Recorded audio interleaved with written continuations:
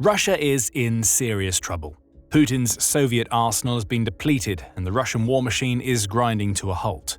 All that's left for Russia's leader is to beg his allies, including North Korea, to help as his equipment dries up.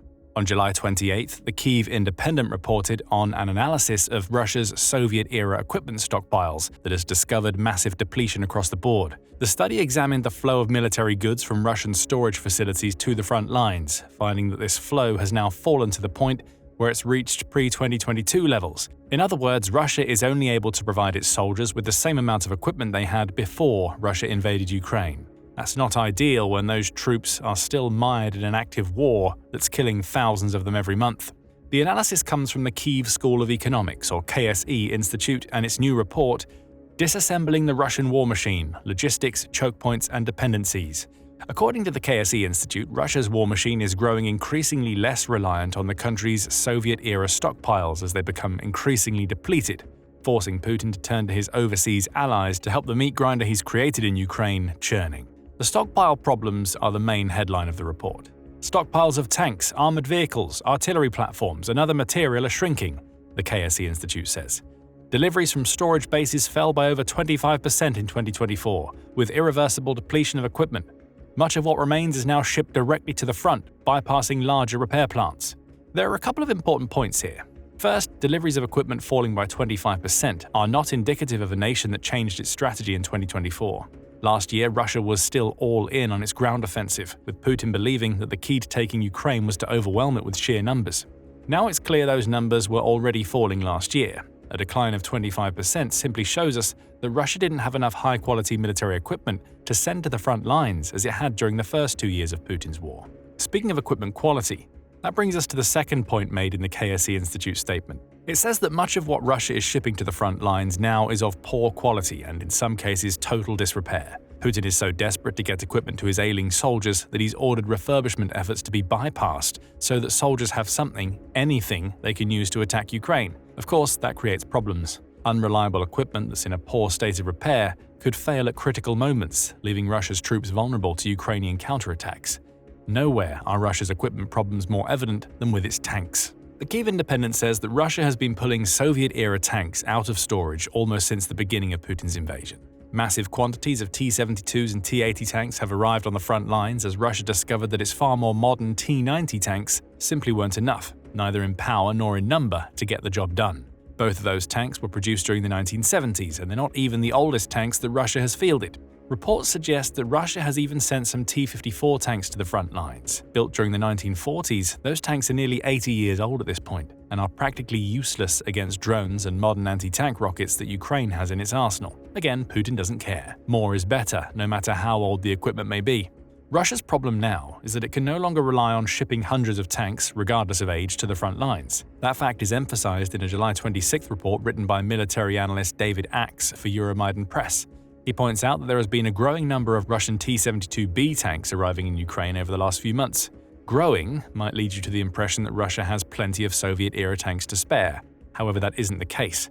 These tanks are rusty, old, in terrible states of disrepair, and according to Axe, their increasing presence in Ukraine is the latest sign that Russian regiments are demechanizing. That is, evolving or devolving into infantry-first formations that mostly ride into battle on motorcycles or other unarmored vehicles, or simply walk. Axe refers to a series of X-posts made by an open-source intelligence analyst who posts under the handle Jompy to emphasize his point. According to Axe, Jompy has examined satellite images of many of Russia's tank storage yards and was among the first to notice that Russia was desperately pulling its rusty old T-72Bs from the 1,331st Central Tank Storage and Repair Base, which is 850 miles away from Moscow. And it's pulling so many that it's running out of even these old machines. It would appear whatever stock of T-72Bs held at UVZ at their own facilities is now exhausted, as the Russians have started to take T-72Bs stored at the 1,311th base to be refurbished at that factory. The stock probably won't last long. I estimate they pull 20 per month, Jompy wrote on X on July 24th. The analysts went on to point out that there appeared to be no more of Russia's slightly more modern T-80BVs at the base, and there are likely no more T-80s left in storage at all, perhaps in all of Russia.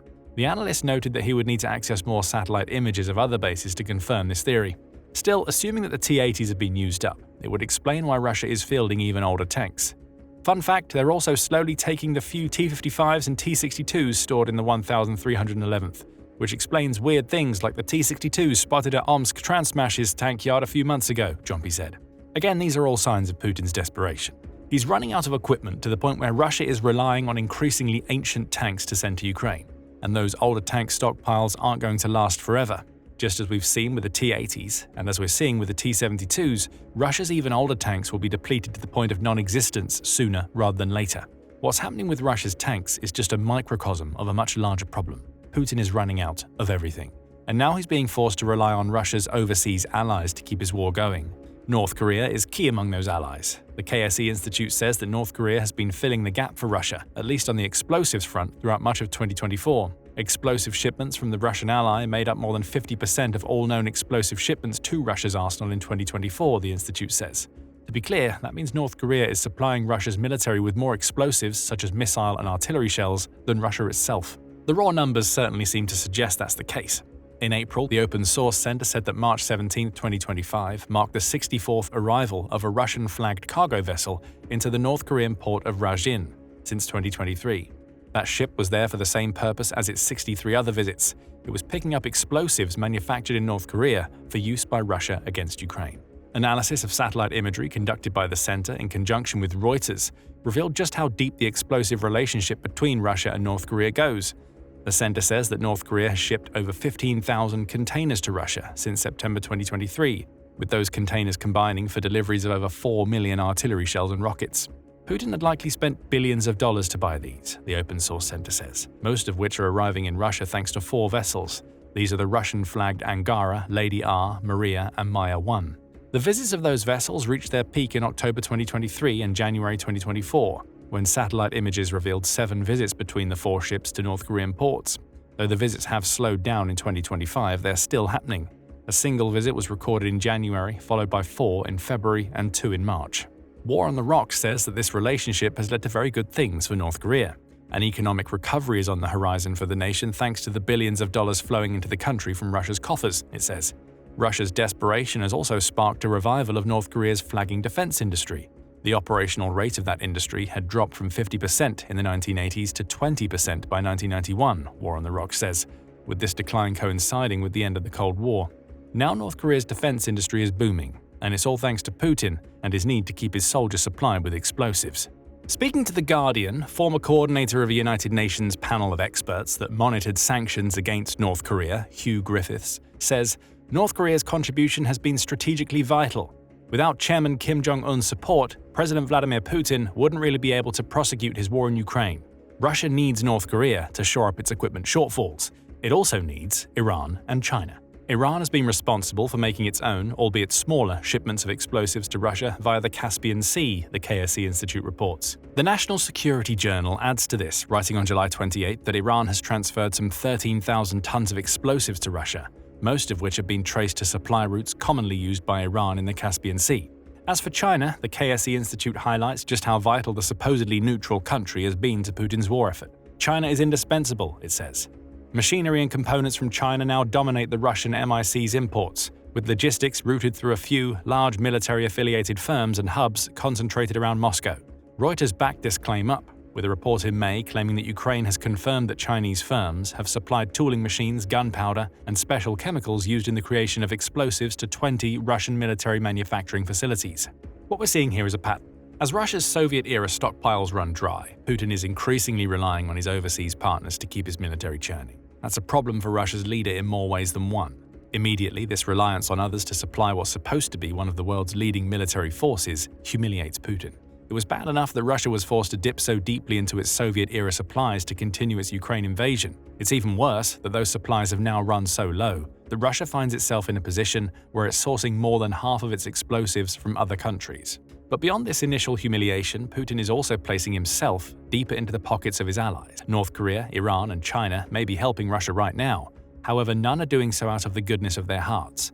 All 3 may come calling to Russia when they need favors, and Putin will be obliged to respond if he wants to keep them all as allies. Russia's future is increasingly falling out of Putin's control, and it's all thanks to a war that he thought he would win easily in a matter of days. So we see that Russia is running out of Soviet-era equipment and is increasingly relying on its overseas partners. Here's what this means for the future of the war. First, we'll come back to tanks to reinforce a point we made earlier. Russia's stockpile woes mean that it's increasingly reliant on older and less capable tanks.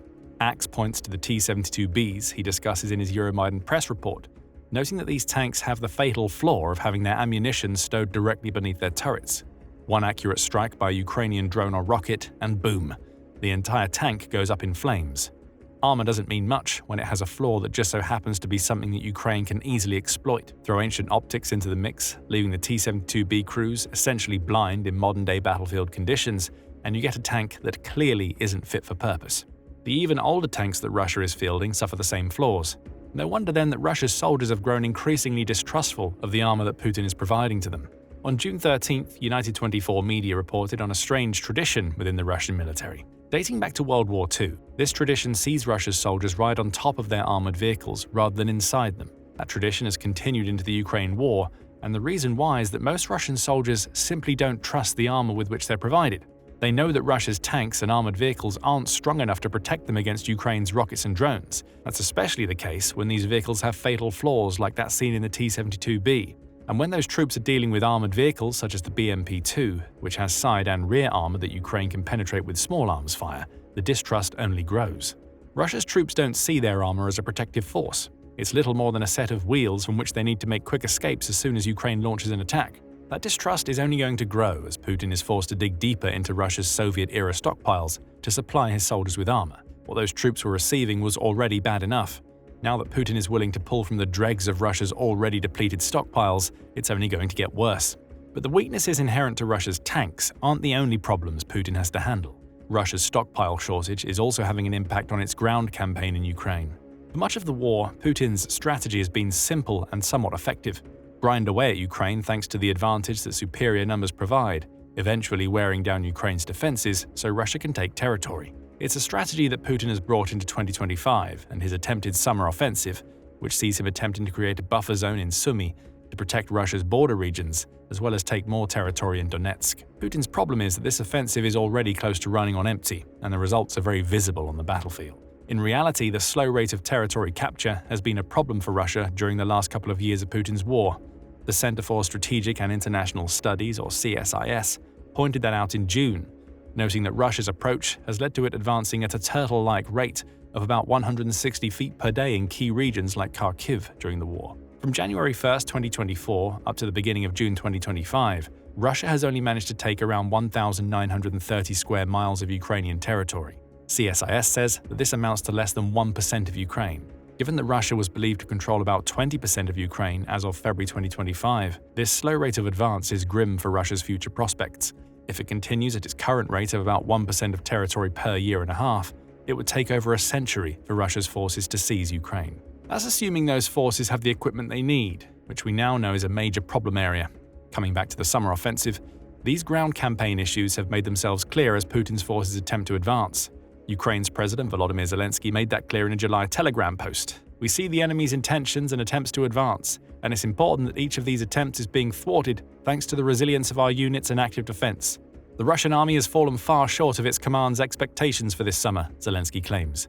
The Kyiv Independent says that Ukraine has already pinned down and stalled the 50,000 troops Putin dedicated to Sumy. Elsewhere, Russia's slow pace of advance is only adding to its equipment woes. For each small scrap of territory Russia gains, it loses enormous amounts of manpower and equipment. And it's in the numbers that we see the scale of Putin's problem. Ukraine's Ministry of Defense says that over 1.05 million of Russia's soldiers are now dead, injured, or captured. 11,065 tanks have been lost as of July 29th, including 4 lost on July 28th alone. Russia is down 23,064 armored vehicles, over 30,800 artillery systems, and 1,450 multiple-launch rocket systems. Putin's attritional war has been turned on its head, as it's now Russia that's being forced to deal with equipment woes. Yes, Russia still has a massive manpower advantage, but with Soviet stockpiles falling, necessitating an increasing reliance on overseas partners, Russia's army is stuck sacrificing around 1,000 of its soldiers per day on the ground. Putin's summer offensive has already failed because of these reasons. Whatever territory it manages to claim won't be anywhere near what Putin had hoped. Still, it would be inaccurate to claim that Russia is on the verge of losing the Ukraine war due to its Soviet stockpile problems. The overseas help it's getting is helping, even if Putin has to sacrifice his influence by placing himself deeper into his partners' collective pockets. However, Russia's declining use of mechanized units and armor shouldn't be taken as a sign that it can be counted out. That's according to Vienna-based military analyst Franz Stefan Gardi, who told the Financial Times that Russia's vehicle woes shouldn't necessarily be taken as a sign that Putin's forces are losing combat effectiveness. Why? The Russian armed forces are also spending heavily to build up new stocks, Gardi cautions. Plus, Russia's tactics are slowly evolving to the point where it's using fewer such vehicles. Instead, it's relying on long-range drones to do damage. Euromaidan Press reported on July 25th that Russia has used the last 3 years to build up massive drone stockpiles, even as its Soviet-era equipment gets depleted. The result has been clear in 2025. Russia's drone strikes are likely set to increase by 700% in 2025 compared to 2024, meaning Ukraine will have had to deal with 78,000 drones carrying the equivalent of about 3,000 tons of explosives by the end of the year. Putin didn't want to make this tactical shift. He would much rather Ukraine had crumbled to his Soviet-era weaponry. But that hasn't happened, and Russia's president has been forced to change course. While Russia's war machine has stalled out on the ground, grinding to a halt that Putin never anticipated, the aerial aspect of the war has only accelerated. Putin will still be begging North Korea and his other allies for explosives. He needs them to ensure Russia's ground offensive doesn't completely peter out. But now it looks like Russia is being reduced to relying on drones to do damage. Drones can't take territory. And if Ukraine can get its hands on more air defenses to deal with the rising drone problem, Putin may finally be out of options for his invasion. And this shortfall of Soviet-era equipment isn't the only humiliation Putin has faced over the last few days. Russia has been forced to cancel its annual naval parade in the face of security concerns and its massive Black Sea losses. Discover more in our video and remember to subscribe to The Military Show for more coverage of the latest developments in the Ukraine war. And thank you for watching.